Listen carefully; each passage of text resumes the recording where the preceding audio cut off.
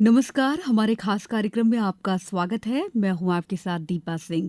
जनजातीय गौरव दिवस के मौके पर प्रस्तुत है विशेष कार्यक्रम। हर साल 15 नवंबर को भारत अपने जनजातीय नायकों, उनके संघर्ष, संस्कृति और गौरवशाली विरासत को नमन करता है। ये दिन समर्पित है भगवान बिरसा मुंडा को, जिन्होंने अंग्रेजी हुकूमत के खिलाफ आदिवासी अस्मिता और स्वतंत्रता की अलख जगाई। भारत एक सांस्कृतिक विविधता संपन्न देश है। यहाँ की आदि संस्कृति अत्यंत समृद्ध है। देश भगवान बिरसा मुंडा की 150वीं जन्म जयंती मना रहा है। हम सब इस अवसर पर गर्व से भरे हैं। हमारे प्रधानमंत्री नरेंद्र मोदी ने मध्य प्रदेश से जनजातीय गौरव दिवस की शुरुआत कर इस अवसर को और भी गरिमापूर्ण बना दिया है। हम जनजातीय सांस्कृतिक धरोहर और उपलब्धियों के प्रति सम्मान व्यक्त करते हैं। भगवान बिरसा मुंडा का जीवन प्रेरणा का स्रोत है। नई पीढ़ी को साहस, संघर्ष और सामाजिक न्याय के प्रति प्रतिबद्ध होने का संदेश देता है। आज के हमारे मेहमान हैं वरिष्ठ पत्रकार दिनेश गुप्ता सर। बहुत बहुत स्वागत है सर कार्यक्रम में। नमस्कार। नमस्कार। तो चलिए कार्यक्रम की शुरुआत करते हैं। सर, पहला सवाल यही है कि जनजातीय गौरव दिवस मनाने के पीछे समाज और सरकार का क्या उद्देश्य है? देखिए, जनजाति हमारे जो समाज का एक बहुत महत्वपूर्ण हिस्सा है और ये जो वर्ग है जी, ये जो है आप प्राचीन भारत में देखेंगे तो यही हमारे मूल जो है हिंदुस्तानी हैं या जैसे जो मूल भारतीय हैं, ये वही है। इनकी पहचान किस रूप में हो? अब हम ये विश्व आदिवासी दिवस मनाया जाता है, उसके जरिए तो नहीं हो सकती, क्योंकि वो तो पूरी दुनिया का जो आदिवासी है और भारत का आदिवासी है, बहुत मायने में अलग है। तो यहाँ एक जो जनजाति वर्ग की जो पहचान होना चाहिए, उसके लिए अभी तक इस देश में कोई कोशिश नहीं हुई थी। 2021 में जब प्रधानमंत्री जी ने अपनी तरफ से एक इनिशिएटिव लिया और बिरसा मुंडा जी की जन्म जयंती पर यह हुआ कि जनजातीय समाज में एक इस तरह का कार्यक्रम होना चाहिए, एक दिवस मनाया जाना चाहिए जी। तो एक तो पहचान के लिए और दूसरा जो है उन तक पहुंच के लिए, पहचान और पहुंच का जो एक जरिया जो है ये कार्यक्रम बना है। और इसीलिए ये इस तरह के आयोजन हम देखते हैं ना, सरकारी स्तर पर जब कोई कार्यक्रम होते हैं तो कहीं ना कहीं पहुंच महत्वपूर्ण होती है, उस वर्ग तक पहुंच जो कहीं ना कहीं हमारे जो समाज का एक बहुत महत्वपूर्ण हिस्सा है। उनके लिए जो योजनाएं चला जा रही हैं, एक विशेष अभियान में जब आप उन तक जाते हैं तो बहुत सारी चीज़ों पर संवाद होता है तो फिर बहुत सारे रास्ते भी निकलते हैं, समस्याएं भी आती हैं, फिर उन पर समाधान होता है। तो ये एक दिवस है, बेसिकली लोगों से संवाद के लिए भी बहुत महत्वपूर्ण हो जाता है और उस वर्ग को पहचानने और उसकी पहचान लोगों को बताने के लिए भी बहुत महत्व। बिल्कुल सही कहा आपने सर। लेकिन इस दिवस को मनाने के लिए 15 नवंबर ही क्यों चुना गया है? इसके पीछे क्या है?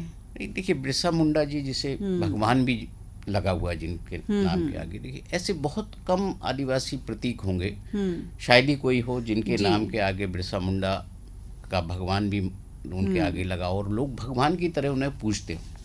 तो इससे बड़ा तो जननायक कोई हो नहीं सकता जी, बिल्कुल। क्योंकि जो पृथ्वी पर जो लोग साक्षात हैं वही भगवान है, जिनकी जिस पर पूजा करते, तो उनकी जो जन्म जयंती है, उनका जो जन्म दिवस है, उसके लिए इसलिए 15 नवंबर का दिन चुना गया। वो मूलतः तो आप देखिए, बिरसा मुंडा जी को तो सभी जानते हैं कि वो झारखंड में उन्होंने जो काफ़ी काम किया और काफ़ी वहाँ जो भी संघर्ष की गाथा है वो उनकी वहीं है, लेकिन उनकी जो पहचान है वो राष्ट्रव्यापी पहचान है। तो इसलिए एक उपयुक्त पात्र का जो जन्म दिवस होता है तो उसी तौर पर ये जो है मनाने के लिए 15 नवंबर का दिन तय किया। बिल्कुल सही। तो आज हमारे श्रोताओं को भी पता चल गया है कि 15 नवंबर के दिन ही हम क्यों जनजातीय गौरव दिवस मनाते हैं, उसके पीछे की क्या कहानी है।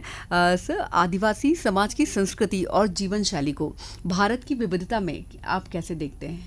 कि ये जो उनकी जीवन शैली है वो बिल्कुल भिन्न है, क्योंकि आदिवासी एक जीवन शैली होती है वो कहीं ना कहीं संस्कृति के करीब होती है, परंपरा के करीब होती है। उसमें कोई बनावटीपन नहीं होता, वो एक अपने जो खुद का कोड ऑफ कंडक्ट होता है उसके तहत वो काम करते हैं। कई लोग जिसे कहते हैं ना कि पर्सनल लॉ की तरह भी देखते हैं। तो उनका जो संस्कृति है, उस संस्कृति के अनुरूप उनके जो दिखते हैं एक अलग तरह के देवताओं को होते, सब वो हिंदू समाज के करीबी हैं, लेकिन उनके नाम ऐसे होते हैं कि जैसे अलग तरह के प्रतीक हों। आप वहाँ गणपति भी मिलेंगे, वहाँ भगवान शंकर भी मिलेंगे, हैं सब वही, लेकिन जो हम आम जो भारतीय है जिन नामों से जानता है उनकी संस्कृति में उन्हें कुछ और कहा जाता है। तो उनकी संस्कृति थोड़ी सी अलग हो सकती है, क्योंकि वो जंगलों में रहते हैं, जंगलों के हिसाब से अपना वो आचरण करते हैं, लेकिन ये तो बहुत पुरानी बात है जब वो जंगलों में रहा करते थे। अब तो वो आदिवासी है और वनों से उनका संबंध है। जो आदिवासी है इसकी जनजाति जो है, जो हाँ। वन के सबसे करीब जो लोग वर्ग है वो हमारा आदिवासी वर्ग है। तो उनकी संस्कृति जो है वो कहीं ना कहीं हमारे जो भी चीज़ें रही हैं परंपरागत सनातन परंपरा से जुड़ी हुई, उनके ही काफ़ी नज़दीक रहती है। अब बिल्कुल सर। सर, भगवान बिरसा मुंडा के अलावा और कौन-कौन से जनजाति नायक हैं जिन्होंने आज़ादी के योगदान में अहम भूमिका निभाई है? बहुत सारे हैं। मध्य प्रदेश में ही आप देखेंगे ना तो हमारे यहाँ साल में शायद 2 या 3 मौके तो ऐसे होते हैं जिनमें कोई ना कोई आयोजन हो जाता है। कभी छिंदवाड़ा में शंकर साहब जी, रघुनाथ शाह का आयोजन हो जाता है, या आप झाबुआ की तरफ जाएंगे तो वहाँ अलग आपको प्रतीक मिल जाएंगे। तो ऐसे दर्जनों एक नायक जो है हमारे आदिवासी नायक सामने हैं, और इनको लेकर सरकार लगातार कुछ ना कुछ आयोजन करती रहती है। बिल्कुल। सरकार की कोशिश ये है कि जो जिनकी पहचान नहीं मिल पाई जी, जिन जी, लोगों जी। को, ये इन कार्यक्रमों का उद्देश्य भी यही होता है कि लोग उनको पहचानें। बिल्कुल। और हम 75 साल की आज़ादी के बाद भी ऐसे बहुत सारे आदिवासी प्रतीक हैं, आदिवासी वर्ग के जो लोग हैं जिन्होंने हमारे जो स्वतंत्रता संग्राम का संघर्ष है उसमें अपना काफ़ी योगदान दिया है, लेकिन उनकी योगदान का कहीं उल्लेख नहीं मिलता। तो जरिया क्या है? जरिया यह है कि आप उनके दिवस पर कोई आयोजन करें, उनके बारे में लोगों को बताएं, तो धीरे धीरे ये जो जननायक हैं, जो उन्होंने कार्य किया है, जो उन्होंने त्याग किया है, वो लोगों तक पहुँचे। तो जितने भी आप देखेंगे ना, इनकी जो कथा है या इनका जो संघर्ष है वो ऐसा है कि जो हमने स्वतंत्रता संग्राम का जो संघर्ष देखा 1857 के बाद को एक अलग तरह का था, बिल्कुल। 1857 के पहले अलग तरह का संघर्ष था। तो हम ज़्यादातर याद करते हैं 1857 के पहले का। जी, हम उन नायकों को भूल जाते हैं जो 1857 के पहले जिन्होंने संघर्ष किया था, जिनके कारण 1857 हुआ था। बिल्कुल। तो ऐसे लोगों में आदिवासी जो वर्ग है उसमें जो लोग सक्रिय थे वो बहुत महत्वपूर्ण है। तो आप पूरे देश में देखेंगे ना, अलग अलग पॉकेट्स में जहाँ भी आदिवासी हैं तो वहाँ कुछ कुछ लोग हैं। अब इनको खोजा भी जा रहा है कि ऐसे कितने लोग थे, कुछ सामने आ गए हैं, कुछ पर खोज चल रही है, रिसर्च चल रही है, अलग अलग सरकारें उन पर रिसर्च कर रही हैं।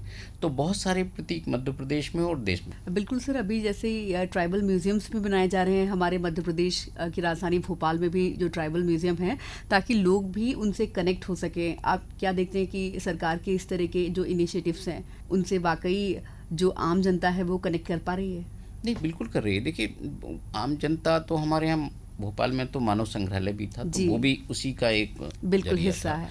कहीं ना कहीं उसके जरिए भी हमने एक आदिवासी कला को सामने लाए। जी जी।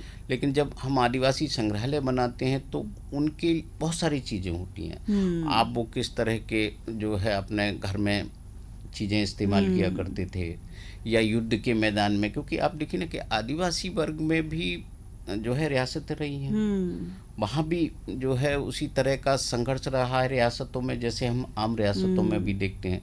कई जगह तो ये भी कहा जाता है कि मूल क्षत्रिय तो आदिवासी है। ये भी एक अलग तरह का जो है विवाद चलता रहता है। तो वो जिन चीज़ों का इस्तेमाल करते हैं, तो आदिवासी संग्रहालय में उन सारी चीज़ों का समावेश होता है, तो लोगों को जानने का मौका मिलता है। क्योंकि आज की जो जनरेशन है उसके लिए इस तरह की संग्रहालय आवश्यकता है उनको। बिल्कुल। क्योंकि वो कैसे पहचानेंगे? देखिए, इंटरनेट की जनरेशन है, वो हर चीज़ को गूगल करती है। तो गूगल के बजाय यदि आप सामने जाकर देखेंगे। किताबों में पढ़ना तो अच्छा होता ही है, साथ ही अगर हम उसे देख पाते हैं तो और ज़्यादा कनेक्ट कर पाते हैं।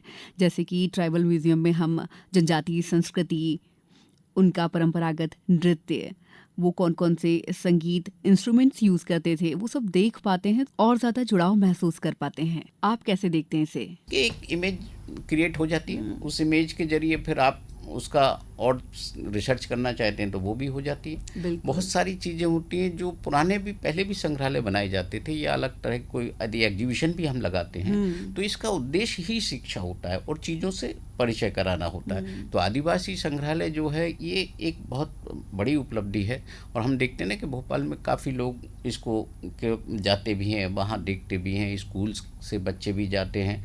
तो कहीं ना कहीं लोग उसके प्रति अवेयर हो रहे हैं, जान रहे हैं कि किस तरह से आदिवासी समाज रहता था, संघर्ष करता था, जीविका वो कैसे चलाता था। जी, ये जनजातीय समाज के संघर्ष की कहानी तो हमने सुनी, साथ ही साथ में कैसे वो लोग कह सकते हैं कि कला से समृद्ध थे, उसका भी हम लोग जीवंत नज़ारा ट्राइबल म्यूजियम में देखने को मिलते हैं। वहाँ आए दिन कोई ना कोई ट्राइबल डांस, उनकी संगीत, बहुत सारे कार्यक्रम होते रहते हैं।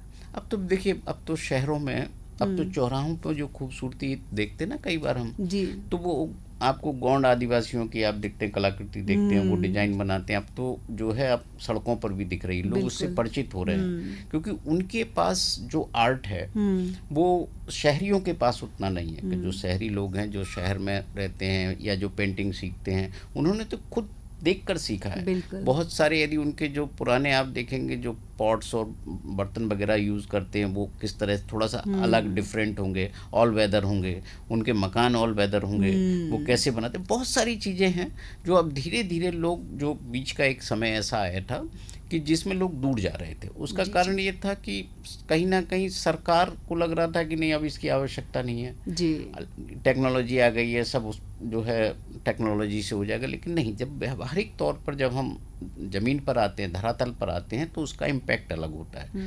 तो इसलिए ये जो कला संस्कृति हम देख रहे हैं, वो उस इम्पैक्ट के लिए ही है कि लोगों को पता लगे कि किस तरह का आर्ट है। नहीं तो जो जिस तरह के उनका आर्ट है वो आम आर्टिस्ट की तरह नहीं है। उनकी सारी चीज़ें जो भी आपको मिलेंगी वो ऐसी होंगी जिनके लिए एक थोड़ा सा एक सोच भी हमको बदलनी पड़ेगी, नज़रिया भी बदलना पड़ेगा कि हाँ, ये एक कैनवास पर कोई चीज़ बनाई है तो इसके पीछे उसका क्या विज़न है। यदि उसने एक शेर बनाया है तो उस शेर को किस तरह से उसने दिखाया है। बहुत सारी चीज़ें वो अपनी, चूँकि जंगल के करीब है, बिल्कुल, तो वो जंगल के करीब है, तो जो अपना जो भी जानवर हैं, शेर वगैरह जो जंगली जानवर हैं, तो उनका संरक्षण भी वो जानता है। तो कई बार उनकी कलाकृति में हमको संरक्षण दिखता है, ना कि हिंसा। बिल्कुल, बिल्कुल सही कह रहे हैं आप। सर, क्या आपको लगता है कि जनजातीय समाज का जो योगदान है, इतिहास की मुख्य धारा में पर्याप्त रूप से दर्ज किया गया है? आपके क्या विचार हैं? नहीं, अभी भी जो इतनी हम बात कर रहे हैं दीपा, ये बेसिकली जो कोशिश सरकार कर रही है, वो एक जो युग है आदिवासी संघर्ष का, उस युग को आज़ादी के इतिहास से जोड़ने की कोशिश कर रही है। और इसमें बहुत समय लगेगा। ये जो है साल 2 साल या 6 महीने में नहीं हो सकता। इसके लिए बहुत सारे लोग लगेंगे, बहुत सारे प्रयास करने होंगे, क्योंकि इनके यहाँ ऐसी चीज़ तो है नहीं जिसका डॉक्यूमेंटेशन हो रहा हो। ये ना तो कहीं किसी अखबार में रिपोर्ट होता था, ना विदेशी मीडिया इनको दिखाता था, ना ऐसे चेहरे होते थे जो समाज में पहचान दिखा सकते।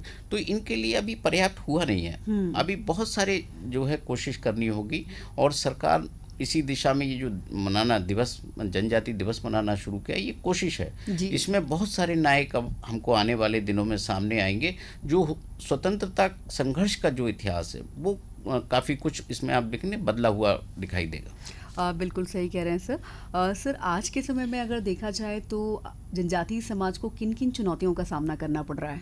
देखिए, बहुत सारी चुनौतियां। अभी तो आप देखिए, सरकार ने सबसे अच्छी चीज़ जो सिकल सेल एनीमिया जो है, जो सबसे बड़ी एक समस्या थी, जिसको बहुत बड़ी फोकस्ड तरीके से सरकार ने उस पर काम करना चालू किया, योजना बनाई, उनका जो है एक फैमिली हिस्ट्री के तौर पर उसको दर्ज करना चालू किया। हेल्थ हमारे इनका जो है सबसे बड़ा चैलेंज है। कुपोषण इनके लिए सबसे बड़ी चैलेंज है। एजुकेशन सबसे बड़ा चैलेंज है। यदि अभी भी आप देखेंगे ना, बहुत सारे सरकारी जो संस्थान हैं, सबसे ज़्यादा बैकलॉग यदि दिखेगा तो आदिवासी समाज के लोगों का दिखेगा, क्योंकि उनको शिक्षा उतनी नहीं है जितनी कि आपने उसमें सरकारी नौकरी के लिए पात्रता निर्धारित की हुई है, या वो नौकरी के लिए शहर में आने से डरते हैं। अभी भी आप देखिए, इतने 75 साल से जुड़ने में हिचकिचा रहे हैं। तो ये जो हिचकिचाहट है, ये भी उनको कहीं ना कहीं आपको दूर करना है। और ये जो संवाद सबसे अच्छा जरिया है, उनके अंदर विश्वास जागेगा। तो वो जो चुनौतियां हैं, वो उनकी एक अलग तरह की चुनौतियां हैं। सबसे पहले तो उनको जो आवश्यकता है कि वो एक स्वस्थ और स्वतंत्र रूप से एक अपना चिंतन करें और समाज की मुख्यधारा में। बिल्कुल सही कहा सर आपने। सर, अभी हम बात कर रहे थे जैसा कि जनजातीय समाज की जो कला है, नृत्य हैं, परंपराएं हैं, संगीत है, उनको संरक्षण देने के लिए जिस तरह ट्राइबल म्यूजियम्स बनाए जा रहे हैं, और क्या क्या कदम उठाए जा सकते हैं सरकार के द्वारा? देखिए, बहुत सारी अलग अलग क्षेत्र में काम करने की अभी भी आवश्यकता है। केवल एक आदिवासी संग्रहालय बनाने से तो कुछ होगा नहीं। बिल्कुल। ये तो हर जिले में जहाँ भी नॉन ट्राइबल एरिया है, क्योंकि ट्राइबल एरिया में तो लोग जानते हैं, जहाँ ट्राइबल पॉपुलेशन है उनका योगदान जानते हैं, उनके बारे में जानते हैं। आप दिल्ली मुंबई जैसे शहरों में जाएंगे ना, तो जो इनकी जो रोज़मर्रा की भाग दौड़ है इसमें उनको याद ही नहीं, क्योंकि जो सिलेबस है स्कूल में कॉलेज में उसमें इसका जिक्र ही नहीं है, पाठ्यक्रमों में इनका जिक्र ही नहीं आता, इनकी सभ्यता का जिक्र नहीं आता। आप मोहनजोदड़ो की सभ्यता तो पढ़ते हैं, लेकिन हमारे जो भारतीय जनजाति समाज है इसकी अलग अलग सभ्यता है। जितनी जनजाति में जो भी इनका सब कैटेगरी है या जो जातियां हैं इनकी जनजाति में, उनका सबका कल्चर अलग है। आप मध्य प्रदेश में ही विविधता देखेंगे ना, कि महाकौशल का जो आदिवासी है वो हमारे झाबुआ धार के आदिवासी से बिल्कुल अलग है। इनका जो आचार व्यवहार है, रोटी बेटी का जो संबंध है वो अलग है। तो जब अलग अलग इनके संस्कृति है, अलग अलग चलन है, तो लोगों को भी अलग अलग तरीके से बताना पड़ेगा। आपको झाबुआ की संस्कृति को आदिवासियों के बीच ले जाना पड़ेगा, बताना पड़ेगा कि समानता क्या है। तो इस समानता के लिए ही तो जो सरकार है उसको कोशिश करनी पड़ेगी, नए सिरे से सोचना पड़ेगा कि इनको हम एक सूत्र में कैसे लाएं, जो अलग अलग तरीके से बिखरे हुए हैं।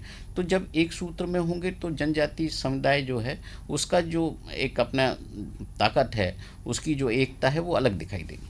हाँ, बिल्कुल सही कहा आपने कि सर रीडिज़ाइन करना पड़ेगा, क्योंकि बात की जाए सहारिया के अपने कल्चर अलग हैं, भारिया के अलग हैं, जो भी ट्राइबल बेल्ट्स हैं सब इक्वल नहीं है, तो उनको बाकी की जनता भी समझ सके, इसलिए सरकार को थोड़ी और कोशिश करने की ज़रूरत है। सर, और भी गवर्नमेंट के द्वारा कौन कौन सी स्कीम्स चलाई जा रही हैं? देखिए बहुत सारी स्कीम्स हैं। आप देखिए जो आप जन्म से लेकर मृत्यु तक के लिए अलग अलग वर्ग जो लोग हैं उनके अलग अलग है। आप शिक्षा के लिए चाहेंगे तो हॉस्टल भी मिल जाएगा, स्कूल के लिए साइकिल भी मिल जाएगी आपको। आप स्वास्थ्य के लिए भी सरकार ने बहुत सारी फैसिलिटी जो है उपलब्ध कराई हुई है। लेकिन ये जो सारी योजनाएं हैं इनका इम्प्लीमेंटेशन को मॉनिटरिंग की ज़रूरत है। जैसा हम देखते हैं ना कि आयुष्मान कार्ड है, आम आदमी के लिए भी है, लेकिन योजना का लाभ इम्प्लीमेंटेशन के जरिए होता है। तो वहाँ एक कोई नोडल जो है ऑफिस होना चाहिए जो उनकी सारी चीज़ों को लाइन अप कर सके, क्योंकि वो जो हम बात कर रहे थे उनके अंदर झिझक है, वो कहने में डरते हैं। योजनाएं बहुत सारी हैं। आप यूपीएससी कॉम्पीट करना चाहते हैं तो सरकार आपको एक कोचिंग सेंटर का पूरा खर्चा उठाती है। शहर में पढ़ना ही आना चाहते हैं तो आपको मकान किराए पे लेना है तो उसका किराया सरकार देती है। तो ऐसी हर जगह की आप जो हमारा तेंदुपत्ता संग्रहण वाला जो आदिवासी है वो उसमें काम करता है तो उनकी जो मजदूरी के लिए, उनके इलाज के लिए, उनको जो जंगल में जाते हैं तो जूते भी देती है, ठंड वो छाता भी देती है, लेकिन वो अवेयर नहीं होंगे। बिल्कुल, सरकार की इतनी सारी योजनाएं हैं जो मुझे लगता है किसी भी आदिवासी को उत्साहित करने, उसे प्रोत्साहित करने के लिए या उसे जो है उसमें आत्मविश्वास लाने के लिए काफ़ी होती है। लेकिन होता वही है कि कहीं ना कहीं जो थोड़ी बहुत जो लैक ऑफ कम्युनिकेशन या लैक ऑफ इम्प्लीमेंटेशन, इसके जो वही एक चीज़ है जिसके कारण हम अभी भी वो हमारा आदिवासी समाज पिछड़ा हुआ है और लगातार हमारा जो टारगेट है वो उनको पूरा नहीं हो पा रहा, हम करीब नहीं आ पा रहे। तो योजनाओं में जहाँ सुधार की आवश्यकता होती है वो भी सरकार करती है। आप यदि जहाँ मेडिकल कॉलेज में भी देखिए, आप इंजीनियरिंग कॉलेज में भी देखिए कि पूरी फीस सरकार उठा रही है जी। और नर्सिंग में भी कर रही है। कोई भी हायर एजुकेशन हो जो जिस पर सबसे बड़ी सरकार का फोकस है कि आप एजुकेटेड हो जाइए तो बहुत सारी चीज़ें आपको अपने आप मिल जाएंगी। तो इसलिए जहाँ भी आवश्यकता है जिस लेवल की भी, तो वो सरकार ने बहुत हर चीज़ की योजना बनाई हुई है। बिल्कुल सही कहा सर आपने। सरकार और जनजातीय समाज के बीच में कनेक्टिविटी का एक और स्ट्रॉन्ग जरिया होना चाहिए ताकि जो झिझक है वो उनकी जा सके और वो उन योजनाओं का अच्छी तरीके से लाभ ले सके। सर, आजकल सरकार कौशल विकास और शिक्षा के बारे में बहुत बात कर रही। जो जनजातीय समाज के युवा हैं वो कैसे पार्टिसिपेट कर सकते हैं इसमें? नहीं, देखिए IIT तो है, कौशल विकास केंद्र भी बहुत सारे हैं जिन पर सरकार स्टाइफंड देती है, रहने की सुविधा देती है। और जो निचले जो हर जगह जो ब्लॉक लेवल पर भी आप मंडल संयोजक डिपार्टमेंट का होता है जो स्कीम्स को मॉनिटर करता है या लोगों को उनका जो डाटा है जो जिसमें जाना सहायता रजिस्ट्रेशन वगैरह कराते हैं। किसी को इलेक्ट्रीशियन बनना है, किसी को जो है किसी और फील्ड में जाना है, बहुत सारी चीज़ें हैं जो उनका जो है उनका जो डेवलपमेंट है, स्किल डेवलपमेंट है, उस पर वो अच्छे से काम कर सकते हैं। भोपाल में आना है तो भोपाल आ जाएं, दिल्ली जाना है दिल्ली चले जाएं, क्योंकि स्कोप बहुत है।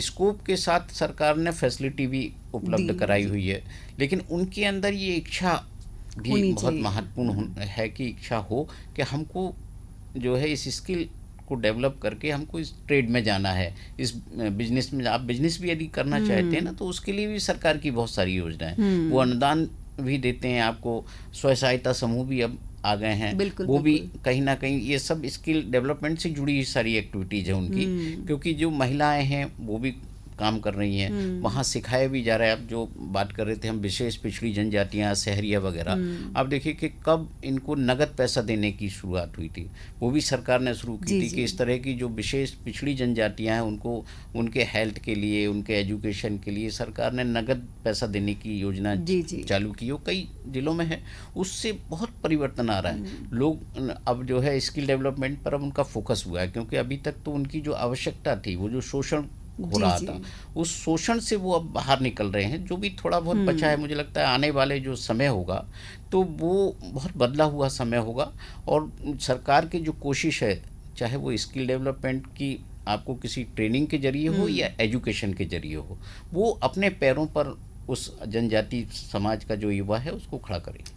देखा जाए तो आजकल श्री अन्न को भी हमारे प्रधानमंत्री जी बहुत प्रमोट कर रहे हैं, और आदिवासी समाज श्री अन्न से तो बहुत ज़्यादा कनेक्टेड है। उस समय बताया जाता है कि जो कोदो कुटकी यही अन्न खाए जाते थे, रागी, नाचनी। तो ऐसे सेल्फ हेल्प ग्रुप हैं, वो आदिवासी समाज की महिलाएं उनसे जुड़ रही हैं और बहुत सारी चीज़ें बनाती हैं, जिसको बेचने के लिए, सेल करने के लिए सरकार भी प्लेटफॉर्म दे रही है।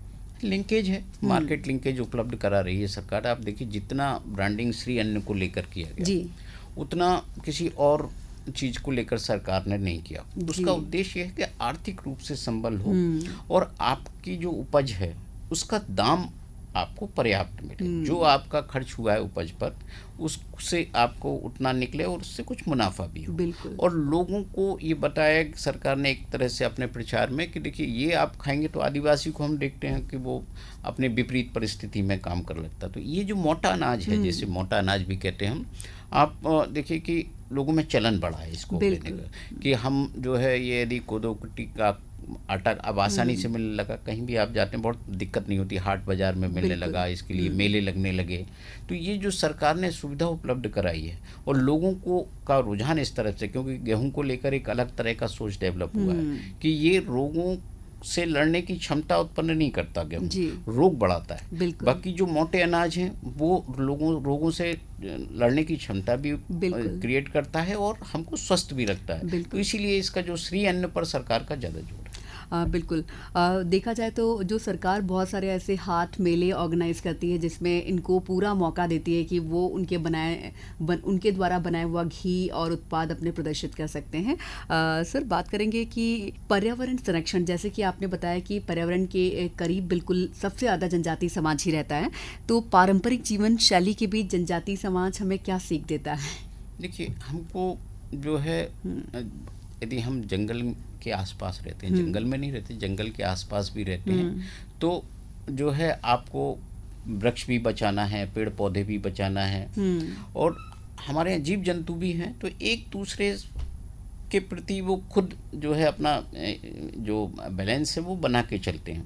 तो उस बैलेंस को ही बना के रखना आपका काम है। आपको उनको लेकर हिंसक होने की आवश्यकता नहीं है। आप वहाँ जंगल में कोई गैस नहीं होती, कई जगह आप देखिए ना कि वनवासी जहाँ रह रहे हैं अभी भी उनके पास खाना बनाने का जो साधन है वो चूल्हा हो सकता।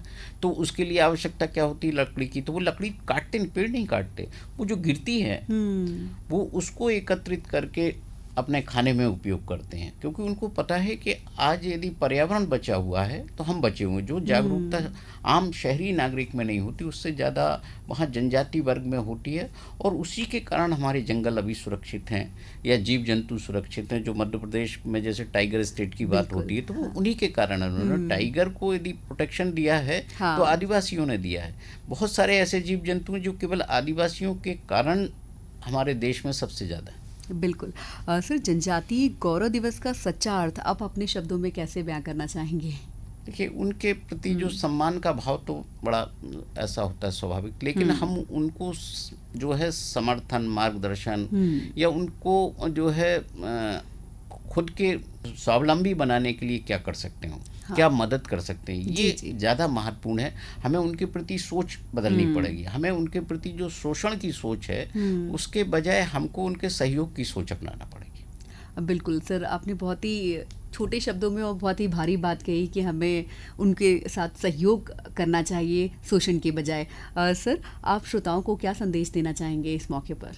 देखिए, जनजाति दिवस बहुत महत्वपूर्ण दिवस है और इस पर आज यदि आपके आसपास कोई चीज़ उपलब्ध हो बाज़ार में जो जनजाति समुदाय द्वारा निर्मित की गई है, उसे ज़रूर अपने घर लाएं और उसका उपयोग करें। बिल्कुल, कह सकते हैं कि प्रत्यक्ष रूप से, परोक्ष रूप से हम उनकी हेल्प कर सकते हैं। बिल्कुल यही। बिल्कुल, तो बहुत ही कम शब्दों में बहुत ही प्यारी बात आपने कही है कि जहाँ भी हाट बाज़ार भोपाल में बहुत सारे होते रहते हैं, आयोजन होते हैं जिनमें ट्राइबल्स अपने शॉप लगाते हैं, तो आप उनसे ज़रूर कुछ खरीदिए और अपने आदिवासी जनजातीय भाई बहनों का सहयोग कीजिए और उनको भी मुख्य धारा से जोड़ने में एक कदम आप भी आगे बढ़ाइए। सर, आप यहाँ पर आए, अपने विचार साझा किए, बहुत बहुत शुक्रिया। बहुत बहुत